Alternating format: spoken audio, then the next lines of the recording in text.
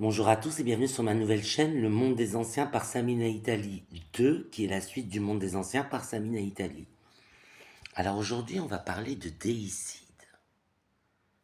Eh oui, le déicide le plus connu de l'histoire, c'est la crucifixion de Jésus-Christ. C'est le déicide le plus connu de l'histoire. Déicide qui était voulu par Jésus-Christ pour le pardon de nos péchés, d'après le christianisme. D'après l'islam, c'est plutôt Judas qui aurait été crucifié pour l'avoir trahi Jésus-Christ, et Jésus-Christ le prophète, qui n'aurait pas été crucifié, qui aurait survécu, et qui serait donc réapparu, mais de manière à ce qu'on ne pouvait plus l'atteindre, parce que Dieu, enfin Allah plutôt, l'aurait protégé pour qu'on ne puisse pas le toucher, et qu'il ne s'agit pas de réelle résurrection, et que Jésus-Christ était bien un prophète. Voilà pour le déicide le plus connu de l'histoire. Maintenant, le déicide. Pour des raisons X ou Y, la Troisième Guerre mondiale a déjà éclaté au-dessus de nos têtes. Pour des raisons X ou Y, sur Terre, il figurait des faux dieux, je ne vais pas donner leur nom, ça sert à rien, c'était des idoles qu'on vénérait depuis des millénaires, des siècles, enfin bref, qui bénéficiaient de secrets d'immortalité, mais qui n'en faisaient pas bénéficier leurs adeptes.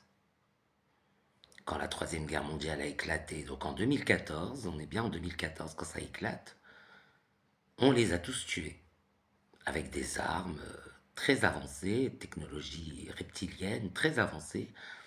On s'est débarrassé de tous ces faux dieux.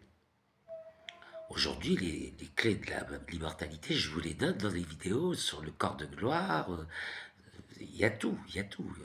Il suffit juste de se renseigner un petit peu. Je n'ai pas mentionné les noms des entités à invoquer par respect pour les traditions et cultures, mais elles existent dans toutes les traditions et cultures du monde. Donc ça, c'est les déicides qu'on nous a cachés. C'était pas des vrais dieux, hein, c'était des faux dieux, on est bien d'accord. Mais c'était des dieux quand même, puisqu'ils étaient immortels et qu'on les vénérait depuis des siècles, des millénaires, et qu'ils étaient encore sur Terre quand la Troisième Guerre mondiale a éclaté. Donc je suppose que pour la première et la deuxième, ils étaient encore présents, puisqu'ils n'avaient pas été tués. Donc ils étaient présents. Et donc n'intervenaient pas. Et on continuait de les adorer. Donc c'était abominable. Alors moi, quand je les ai tués, parce que c'est moi-même qui ai pris l'initiative de les tuer, je me suis dit, alors ça y est, ils vont vouloir me crucifier aussi. Ils m'ont dit que c'était magnifique, donc ils étaient bien détestés par l'ensemble de l'humanité, et donc c'était un bon débarras, tant mieux, hein, parce que voilà. Mais c'était bien des déicides, puisqu'ils étaient considérés comme des dieux par l'ensemble de l'humanité, donc c'était des déicides. Mais là où je vais arriver, le point le plus central, c'est le déicide que vous choisissez de faire vous à petite échelle. Si par exemple, vous invoquez une entité qui refuse de vous obéir. La plupart du temps, c'est des entités qui sont assez difficiles à cuire.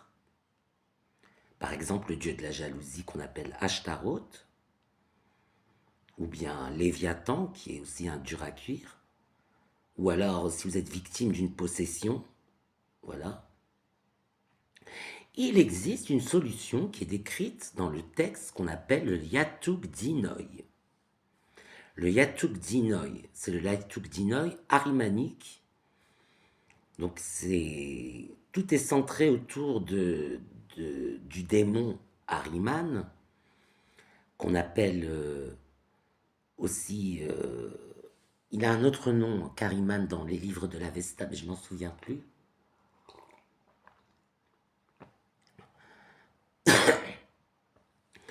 Les Zoroastres le nomment autrement, mais je me souviens plus. Ahriman, c'est son nom chaldéen, mais je me souviens plus de son nom, mais il y a un autre nom. Enfin bref, c'est pas le plus important. Le plus important, c'est que dans ce grimoire, qui est un grimoire assez conséquent, qui est assez gros, et intéressant, il y a beaucoup de connaissances spirituelles intéressantes. Ahriman est décrit comme le créateur du monde, parce que c'est le prince du monde. Donc c'est lui qui est à l'origine de la création, on le sait, puisque le Big Bang, c'est bien une force destructrice, c'est bien démoniaque. Dans les livres de la Vesta, Ahriman est décrit comme s'attaquant à la création. Alors moi, je me considère comme la réincarnation d'Ahriman, parce qu'on nous parle bien d'une réincarnation plus future d'Ahriman, qui créerait des changements au niveau technologique, au niveau social. Bon, j'ai parlé du handicap psychique le premier dans le monde, donc c'est des réformes sociales. Technologiques, bon, les Eagles, nouvelle génération, ça, c'est ce qui survole nos têtes et qu'on a caché à la population. Mais c'est bien avec ça qu'on se bat à l'heure actuelle, bon, pour faire régner la gloire des reptiliens.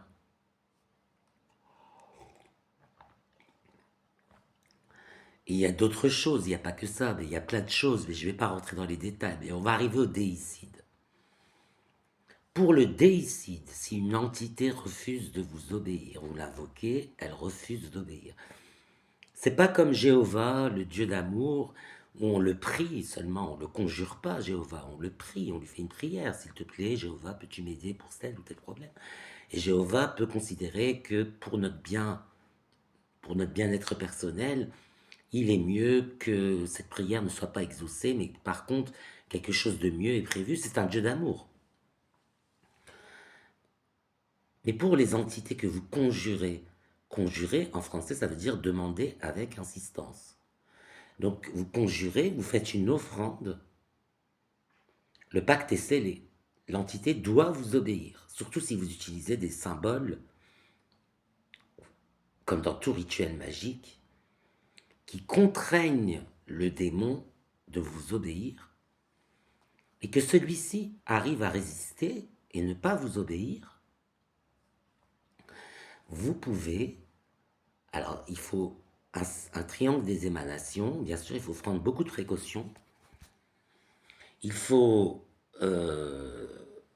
des carrés magiques pour former votre cercle et non pas les quatre éléments sous leur forme, matérielle.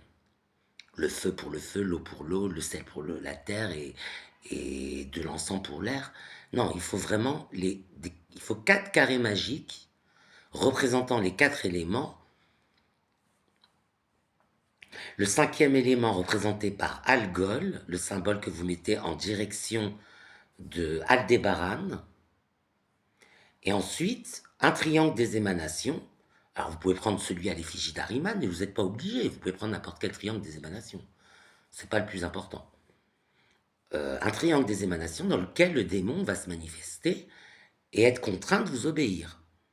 Alors là, vous pouvez invoquer Ahriman et lui demander d'utiliser la flamme noire. C'est là avec la flamme noire que vous allez brûler l'entité qui refuse de vous obéir. Bon, je ne vais pas dire, vous n'êtes pas obligé de la tuer, l'entité, parce que sinon après elle ne pourra plus vous obéir. C'est une mort spirituelle. Mais vous pouvez lui faire du mal dans l'espoir, enfin dans l'espoir, si c'est une torture, enfin, Ahriman n'est pas tendre, il n'est pas tendre, mais le torturer un petit peu pour qu'il soit contraint de vous obéir. Et si jamais vous vous apercevez que malgré tous vos efforts, il ne vous a toujours obéi, il ne vous a toujours pas obéi, la flamme noire peut vous permettre de le tuer. C'est comme ça qu'on fait un déicide. Enfin, c'est la méthode que j'ai apprise. Mais il existe probablement d'autres méthodes que je ne connais pas.